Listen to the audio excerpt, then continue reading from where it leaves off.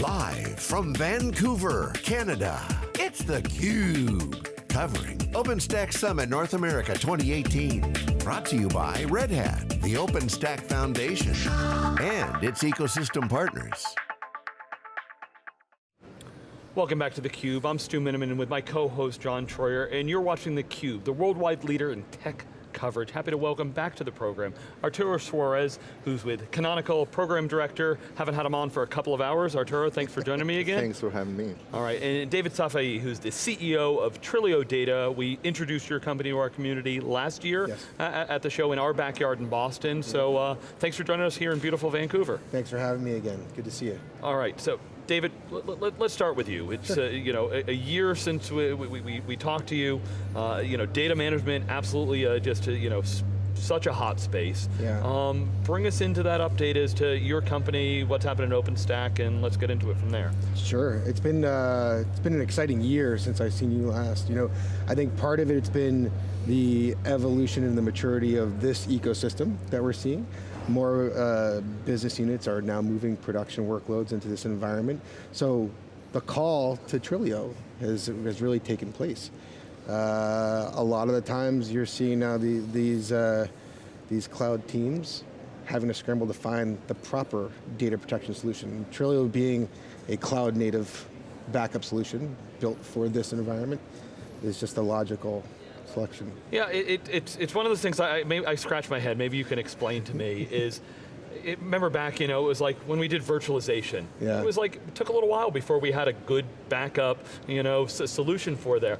When we go to cloud, it's like, wait, let's not forget that things like security and backup. Why does it take a little bit while for that to kind of catch up into the market and have good solutions? So if you think about it this way, when people start this journey, right? The initial intent a lot of the time is to have some stateless workloads. Yeah. We know that that's not the case. It's test Perception right? of reality, and you're going to see it in the container market as well. So that's kind of the evolution that you see, that's kind of the draw, that's what we see. Okay, Arturo, explain to us how Canonical fits. So, obviously Canonical powers more OpenStack than anyone else. That's OpenStack Foundation survey, we like to say it, but that's a fact as well, right? So we're happy to partner with Trilio. We've always been very keen to accommodate the ecosystem in our story. Trilio Vault matches very well our idea of having better economics as well for the data center, and it opens up OpenStack not only for the original goal of OpenStack, like the hyperscalers or the scale-out applications, right, which are cloud native, if you want, and are born on OpenStack, and OpenStack is born for them, right, for that type of application. But now it opens up to a wide range of existing, I wouldn't call it legacy, but you know what I mean, like old applications that are really not going to be refreshed. You only refresh that many applications year after year. 10% of your applications, 15% if you have a good DevOps team. Those still are suffering from lock-in, from being in that virtualization world, or not even there, right? And with OpenStack and the addition of Trilio as a backup DR solution, you suddenly provide what a pet VM needs, right? So it suddenly opens up to a large real estate of the data center to be accommodated in OpenStack seamlessly. That's great. Curious here at OpenStack Summit this year, kind of the customers you're seeing. Someone said to me the other day that the people here this year are people with mortgages to pay. And they meant that in a complimentary way, in that they're not like the cloud astronauts, or they're not arguing about the philosophy of what is a true cloud. Yeah. They actually have business to do. Yeah. Oh, yeah. So I don't know, can you talk about what you're seeing here at this show, and Sure. the kinds of people, or maybe who are the folks that are using, or the kind of folks that are using Trilio today? Yeah, and I think the conversation has been, it's a high quality conversation, higher caliber conversation, where it's a lot of day two conversations that have taken place. So it's been engaging. People need to act, they need to move. They've got these fabulous clouds that slice and dice and they expand in every which way possible. Now they say, all right, we have to codify this. You know, the journey to the cloud doesn't need to be painful. And that's one of the great things that Canonical's done well, right?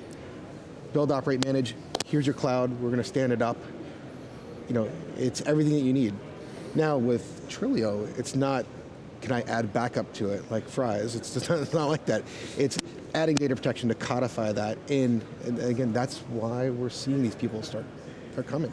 They're asking that question. Are you mostly talking to folks over in the enterprise space? I mean, with OpenStack, right? So a lot of the conversations in the carrier space, they have some slightly different needs. Or how's that working for you? No, it's broadened. Okay. I'd say our customer base is everything from manufacturing to we're seeing financial services all over the world adopt OpenStack. So again, it goes to the testament of adopting and building much easier than ever before, and the economics are a big benefit. In terms of building on top of OpenStack, or you know, so directly with the APIs, how and OpenStack has a number of components, all with APIs and componentized. So how has that relationship been working with Canonical and both Canonical's OpenStack as well as the standard, you know, getting used to the standard parts of the OpenStack stack? Yeah, so we certify ourselves across the distribution, but you know, part of this is the seamless integration. If you're leveraging Juju Charms, for example, the lifecycle management of that cloud. So whether you're going through an upgrade process or you're standing up a new cloud, Trilio just fits hand in glove with Canonical.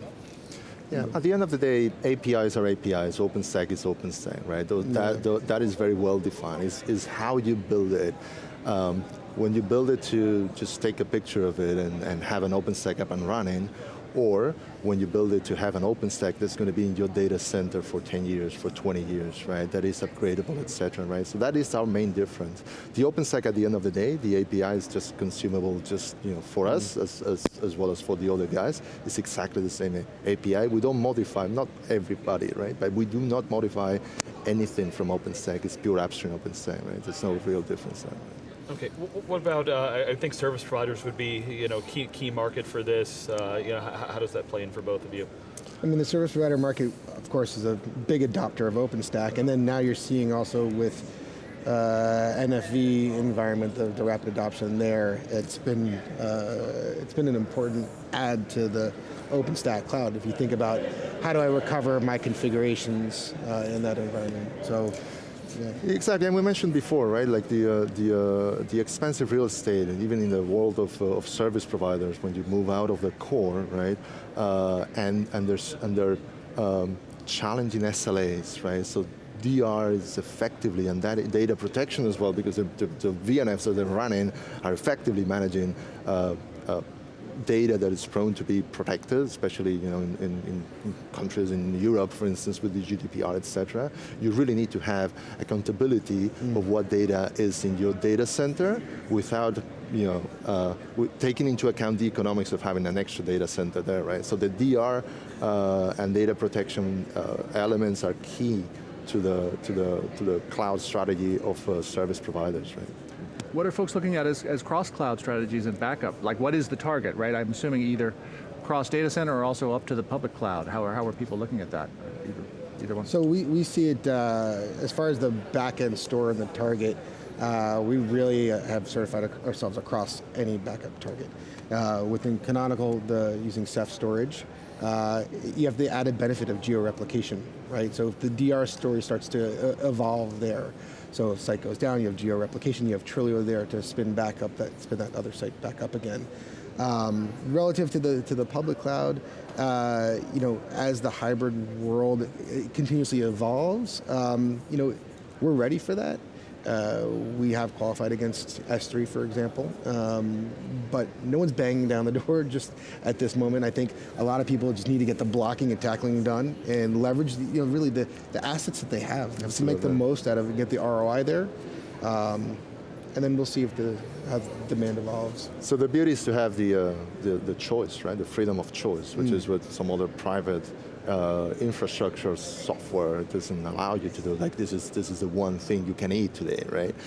So that freedom of choice, whether you want to put that in a public cloud if it's security compliant and whatnot, or you want to have that in another region, or another replicated somewhere else in another storage backend that is colder and cheaper, and so that freedom of choice is a great asset, right?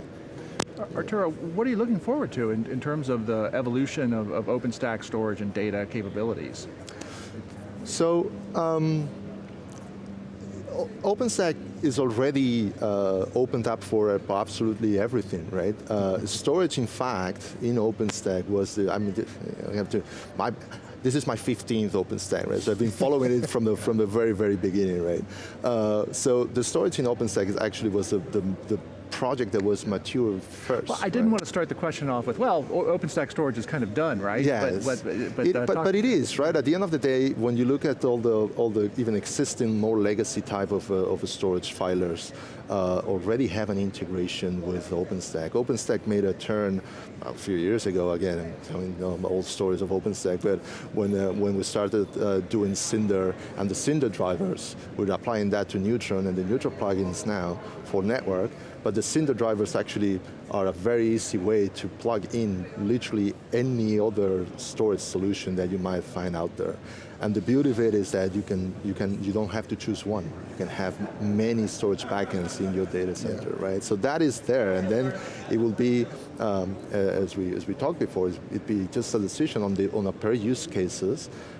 Canonical will be part of that. Canonical will have a solution ready for each of those use cases by enabling partners, and obviously there will be some of them that will be more adequate to what the compliance and security terms are, right? Yeah, David, I'd love you to follow up on that. Sure. So there's the companies that have gone through the alphabet from A through Queens, right. And have the bumps and bruises. What's it like being a startup, getting into the ecosystem, more recently? What's the opportunities? Yeah, I mean, I think for us, the customers are at various points in their journey, right? So we have to be able to qualify whether you're on Kilo or you're on Queens, and we have to be able to deliver a service that is rock solid. So that's an onus on us to deliver that, make sure it's bulletproof. So it takes a lot of work, but the community's been great to work with. The customers view us as partners, and they're willing to work with you, which has been fantastic.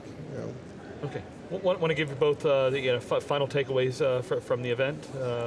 David, do you want to start? Sure. So as I was saying before, I think the conversations have been high caliber conversations, right?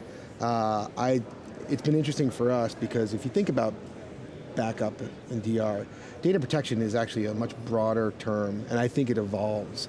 And I think we're in a great spot for it to evolve even further. We take a workload, a point in time, right?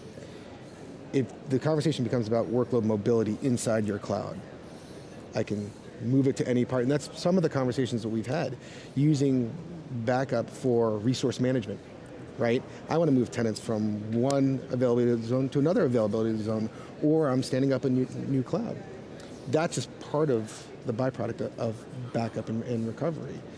One of the things that we're exploring, and we'll give you guys a nice showcase of this in Berlin, is that we'll be running scanners through our backups, doing more with points in time to give your tenants and your customers the ability to go back to the best last known state. It's clean. All the patches, the configurations, the antivirus type stuff. So this is going to be a great evolution. It's going to be a great journey. Having the ability of being a startup gives us the flexibility, and we can be nimble, where legacy data protection has 30-year-old code, and they don't have that ability. So it's been great.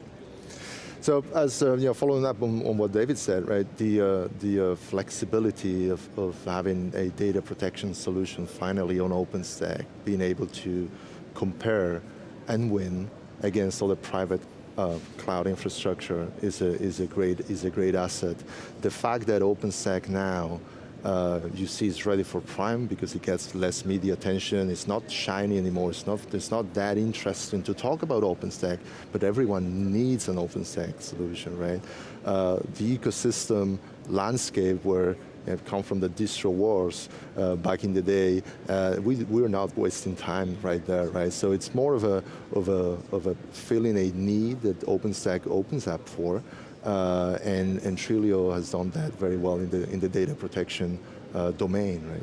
It's been a great relationship. All right, David Safaii, Arturo Suarez, thank you so much for joining us again. And check out thecube.net. If you go to the site, not only can you search by events and by guests, but if you put in keywords, for example, getting ready for this event, I typed OpenStack in, and there were hundreds of interviews that we've done over the years, not only at this OpenStack Summit, but many of the other shows that have talked about it. Go find them, poke around, so much content to be able to dig in. For John Troyer, I'm Stu Miniman, back with lots more coverage here at OpenStack Summit 2018 in Vancouver. Thanks for watching theCUBE.